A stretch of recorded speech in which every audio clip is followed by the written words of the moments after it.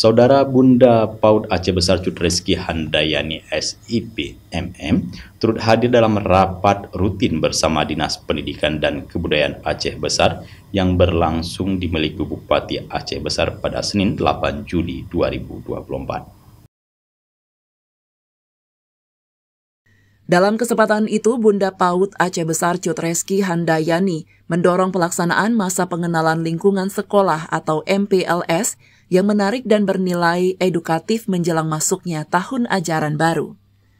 Cut Reski menekankan pentingnya MPLS sebagai sarana untuk mengenalkan lingkungan sekolah kepada siswa baru.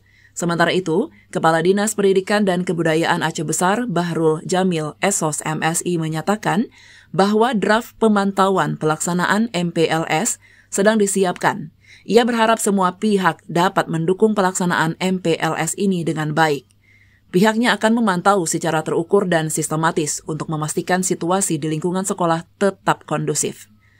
MPLS merupakan kegiatan penting bagi siswa baru di semua jenjang termasuk SD. Media Center Aceh Besar telah menyajikan beberapa contoh kegiatan MPLS SD yang kreatif dan sesuai dengan kurikulum merdeka, seperti tur keliling sekolah, safari sekolah dengan peta harta karun, dan pengenalan ekstrakurikuler melalui drama. Kegiatan MPLS tidak hanya membangun kekompakan dan kebersamaan, tetapi juga memperkenalkan nilai-nilai serta sarana prasarana sekolah kepada siswa dan orang tua. MPLS juga memberikan kesempatan bagi orang tua untuk memahami kebijakan sekolah dan program pendidikan yang akan dilaksanakan selama tahun ajaran.